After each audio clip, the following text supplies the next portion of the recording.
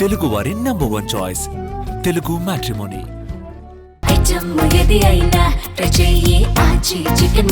ఆచి చికెన్ మసాలా. పవన్ని నడి రోడ్డుపై ముక్కలు చేయాలి.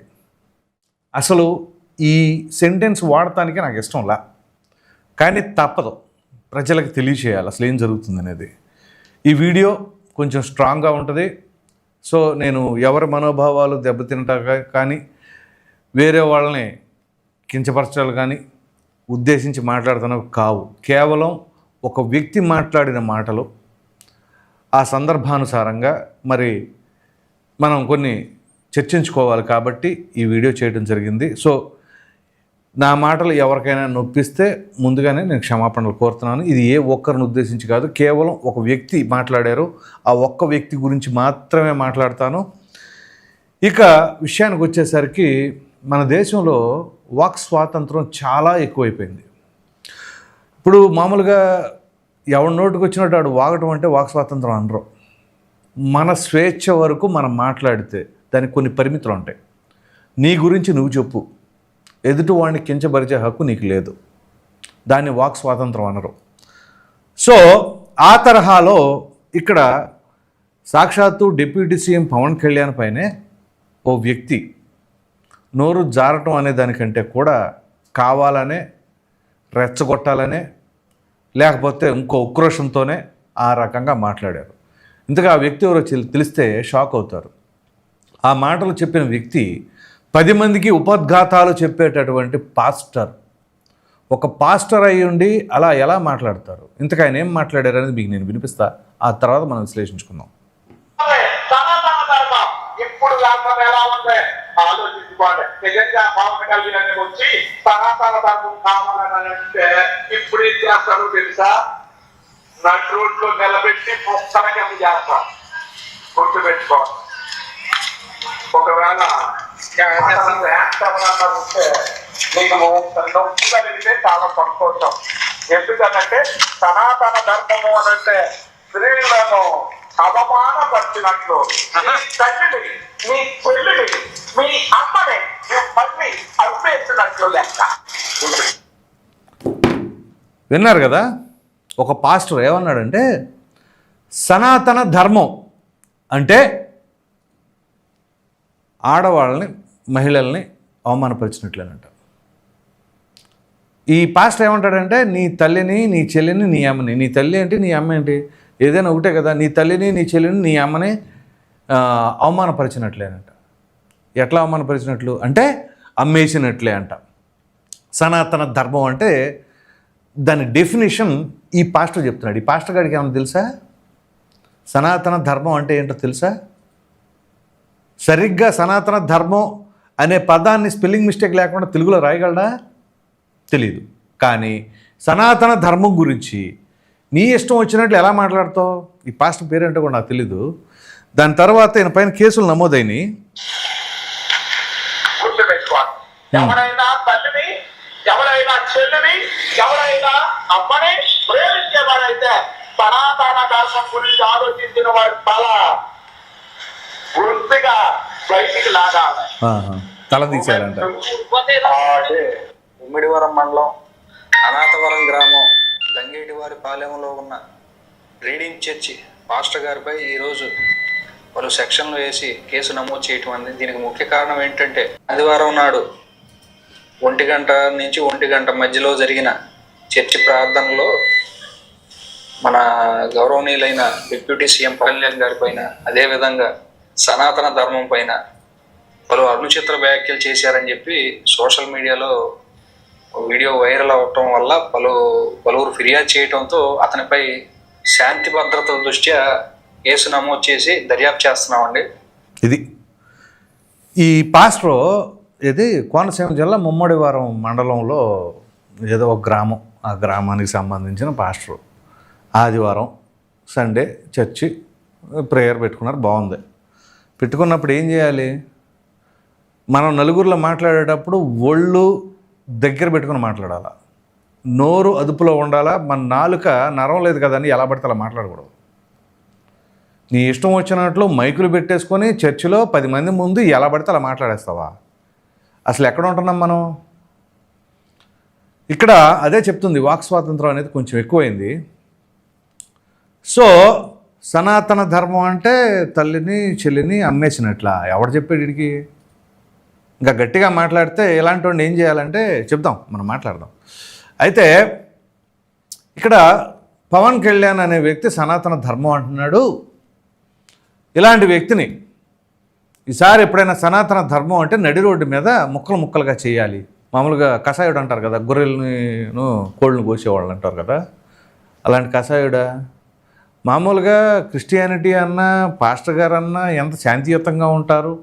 ప్రభు ఏం చెప్పాడు, ఇది అందరిలో మంచి చూడు, నువ్వు మంచిగా ఉండు, ఎవరు తప్పు చేసినా కానీ క్షమించు, ఇట్లాంటివి చెప్పారు, శాంతియుతంగా ఉండాలి అని. మరి ఇది పాస్టర్ ఏంటి? పాస్టరా ఫ్యాక్షనిస్టా? తలనరికేయాలంటాడు. సో ఇది ఎంత దారుణం అంటే అది పవన్ కళ్యాణ్ అన్నాడని కాదు, సనాతన ధర్మాన్ని అన్నాడు అతను. నువ్వు ఏ దేశంలో పుట్టేవు, ఏ దేశంలో ఉంటున్నావు, ఏ గాలి పిలుస్తున్నావు, ఏ నీరు తాగుతున్నావు, మరలా అక్కడ నుంచొని ఆ రకంగా మాట్లాడుతున్నావు అంటే ఏం చేయాలి? పవన్ కళ్యాణ్ అనే వ్యక్తి అంటే పవన్ కళ్యాణ్ ముక్కలు నరికేస్తాడా? తాకి చూడు. అసలు కనీసం డైరెక్ట్గా చూడగల కెపాసిటీ ఉంటుందా? అఫ్కోర్స్ ఆయన ఏదన్నా ఈ ప్రచార సభలకు వచ్చినప్పుడో లేదా ప్రజల దగ్గరికి వచ్చినప్పుడు చూడొచ్చు. ఆయన దగ్గరికి వెళ్ళగలవా? కనీసం ఒక 100 మీటర్ల డిస్టెన్స్లో అన్నా చూడగలవా? చూసి తాకగలవా? కనీసం ఆయన వెంట్రుకను కూడా టచ్ చేయలేరు.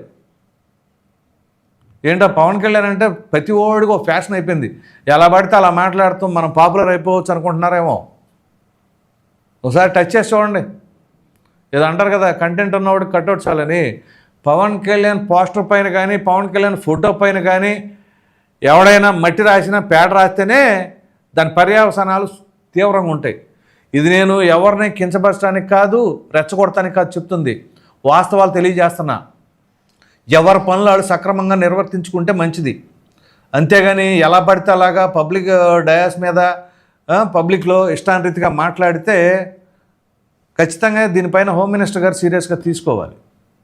మా పవన్ అన్న అంటామని కాదు. ఇక్కడ చూడండి, ఒక డిప్యూటీ సీఎంని కూడా ఇలా మాట్లాడుతున్నారంటే వీళ్ళ గట్స్కి చెప్పుకోవచ్చు. అదే గత ప్రభుత్వ హయాంలో ఎవరైనా సరే నోరు తెరవగలరా? తెరిస్తే ఉప్పు పాత్ర వేసేవాళ్ళు గత ప్రభుత్వ హయాంలో. సో అలాగని ఇప్పుడు ఏమని అనట్లా, కానీ కంట్రోల్ ఉండాలి, లా అండ్ ఆర్డర్. అసలు ఈ పాస్టర్ ఎవడో, ఈ మాటలేంటి, ఏమైనా అసలు ముందు ఇప్పుడు ఇతని గురించి మొత్తం తీయాలి, డేటా తీయాలి బయటకు. ఎందుకంటే ఇది ఆషామాషి వ్యవహారం కాదండి. అసలు ఇతను తనంతటికి తాను మాట్లాడాడా, లేకపోతే ఎవరైనా మాట్లాడించారా, ఎవరైనా ప్రలోభాలకు గురి చేశారా, దీని వెనకాల ఇంకేముంది అనేది కూడా ఇప్పుడు తీస్తున్నారు మొత్తం. ఇతను గత ప్రసంగాలు ఏంటి, ఏం చేశాడు ఏంటి. ఎందుకంటే ఇది మతానికి సంబంధించిన వ్యవహారం. అది మతం అయిద్దా, రేపు కులం అయిద్దా, ఎక్కడికి వెళ్తుందో తెలీదు. ఇప్పుడు ఇక్కడేంటి, నీ మతాన్ని నువ్వు గౌరవించుకో, ప్రార్థించుకో, ఏదైనా చేసుకో. ఎదుటి మతాన్ని నువ్వు కించపరిచేది ఏంటి అసలు? ఎక్కడైనా ఏ హిందువు అయినా క్రిస్టియానిటీని ఉద్దేశించి ఇదిగో ఈ మతం అలాగా, ఆ మతం ఇలాగా అని చెప్పేసి ఎవరైనా మాట్లాడుతున్నారా? ఎవరో మాట్లాడరు. కానీ మీరు మాత్రం హిందూ మతాన్ని, హిందూ దేశాన్ని అన్నట్టే హిందూ మతాన్ని అంటే ఎలా పడితే అలా మాట్లాడేసి ఏమనుకుంటున్నారు అప్పుడు? అంటే మేము ఏదైనా అనేస్తాం, ఏదైనా చేసేస్తాం. మీరు రాళ్ళకు మొక్కుతారు, చెట్లకు మొక్కుతారు, విగ్రహాలకు మొక్కుతారు అని చెప్పేసి ఎలా పడితే అలా మాట్లాడేస్తారు, గుడ్డిగా నమ్మేస్తారు, మూఢనమ్మకాలు అని. మీరు మాత్రం అన్ని బ్రహ్మాండంగా చేస్తున్నాం అన్నట్లు చెప్తారు. ఇక్కడ నేను అందరిని అనట్లేదండి, దయచేసి గుర్తుంచుకోండి. ఎవరైతే వేరే మతాలని అవమానించేలాగా, కించపరిచేలాగా, వాళ్ళ మనోభావాలు దెబ్బతినేలాగా మాట్లాడతారో వాళ్ళ ఉద్దేశాన్ని నేను చెప్తున్నాను. మీరు కావాలంటే మీ భగవంతుడిని మీరు ప్రార్థించుకోండి, పొగుడుకోండి, ఏదైనా చేసుకోండి, కానీ ఎదుటి వాళ్ళు మాత్రం కించపరచొద్దు. ఇప్పుడు ఎట్లాగుంటుందంటే, మీ అబ్బాయి ఉంటాడు, మీ అబ్బాయిని పొగుడుకో, మా అబ్బాయి అందగాడు, మా అబ్బాయి సూపర్ అని. ఎదుటోళ్ళ అబ్బాయిని నువ్వు ఎలా మాట్లాడతావు? ఎదుటోళ్ళ అబ్బాయిని మాట్లాడితే వాళ్ళ నాన్న ఊరుకుంటాడా? ఆ మాత్రం ఉండదా? మీ అబ్బాయి అనుకో వీరుడు, సూర్యుడు, ఏదైనా మీ అబ్బాయి గురించి మీరు పొగుడుకోండి.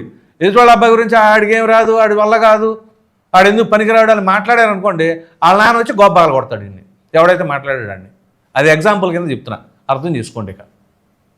కాబట్టి ఇక్కడ పవన్ కళ్యాణ్ ఉద్దేశించి మాట్లాడుతున్నారు అని అంటే అది రాజకీయ పరంగా, మతపరంగా, అనేక రకాల పరంగా. ఆయన సనాతన ధర్మం అన్నా ఆయన భార్య ఎవరు? ఒక క్రిస్టియన్నేగా, అది మర్చిపోయారా? ప్రతి ఒక్కడికి పవన్ కళ్యాణ్ పేరు చెప్పడం అదో పెద్ద ఫ్యాషన్ అయిపోయింది. పవన్ కళ్యాణ్ని నిందించడం, పవన్ కళ్యాణ్ తిట్టడం, పాపులర్ అయిపోదాం అనుకుంటున్నారు, ఏమవ్వాలనుకుంటున్నారు. పాపులారిటీ కంటే కూడా ఇంకా వేరే రకంగా అవుతుంది. కాబట్టి దీనివల్ల సమాజంలో యాంటీ సోషల్ ఎలిమెంట్స్ లాగా తయారవుతున్నారు వీళ్ళు. పాస్టర్ అంటే ఎంత గౌరవంగా ఉంటుందండి. ఆ చర్చికి వెళ్ళే వాళ్ళల్లో మామూలుగా ఒక స్కూల్లో టీచర్ని ఎలా గౌరవిస్తారు, అదే తరహాలో పాస్టర్ అయినా ఒక గుళ్ళో పంతులు గారైనా అంత గౌరవిస్తారు. ఎందుకంటే వాళ్ళు ఆ పొజిషన్లో ఉన్నారని. కానీ అక్కడే పనికిమాలిన పనులు చేశారనుకో, అంతకంటే నీచంగా ఒక సామాన్యుడు లేకపోతే ఒక దొంగతనం చేసిన వాడికంటే నీచంగా చూస్తారు. ఇప్పుడు సాధారణంగా పట్టుబడి దొంగ ఉంటాడు సరే, ఆ దొంగకున్న విలువ కంటే కూడా నీచంగా ఉంటుంది ఇక్కడ ఈ పాస్టర్ పరిస్థితి. ఎందుకు ఇట్లా అంతకంటే దరిద్రం అనిపో. ఇప్పుడు ఆ దొంగతనం చేయడం వల్ల ఒక వ్యక్తి దగ్గర డబ్బులు పోతాయి, కానీ ఇక్కడ చేసిన ఈ కామెంట్స్ వల్ల ఒక మతానికే దెబ్బతింటుంది, సమాజం అస్థిరపడుతుంది. సో దానివల్ల ఇప్పుడు ఉదాహరణకి ఇతనిపైన ఏమైనా చర్యలు తీసుకుంటే క్రిస్టియన్స్ అందరూ వచ్చేసి ఇదిగో మా పాస్టర్ గారిని ఇలా అంటారా అలా అంటారా అని అనగానే దాన్ని ఇంకో పార్టీ ఆపాదించేసుకొని ఇదిగో మైనారిటీస్కి సెక్యూరిటీ లేకుండా పోయింది ఈ ప్రభుత్వంలో, మత ఘర్షణలు జరుగుతున్నాయి అని చెప్పేసి ఇదంతా కుట్రలు అనమాట, ఒకదానితో చైన్ లింక్. కాబట్టి దీన్ని మొక్కలో ఉండగానే తుంచేయాలి. దయచేసి హోమ్ మినిస్టర్ గారు, డీజీపీ గారు, ప్రతి ఒక్కరు కూడా, అంటే డిప్యూటీ సీఎం పవన్ కళ్యాణ్ గారు అంటే ఆయన గురించి చెప్పారు కాబట్టి ఆయన దాని గురించి స్పందిస్తే బాగుండదు. డైరెక్ట్గా సీఎం గారు ఖచ్చితంగా దానిపైన స్పందించాలి. అలాగే హోమ్ మినిస్టర్ గారు, డీజీపీ గారు, ప్రతి ఒక్కరు కూడా దీన్ని చాలా సీరియస్గా పరిగణించి తక్షణమే చర్యలు తీసుకోవాలి. అట్ ద సేమ్ టైం భవిష్యత్తులో ఏ ఒక్కరు కూడా ఇట్లాంటి వ్యాఖ్యలు చేయడానికి సాహసించకూడదు. సో ఇంతకీ మీరేమనుకుంటున్నారు ఈ వీడియో పైన అని మీ అభిప్రాయాన్ని కామెంట్లో తెలియచేయండి. Thank you.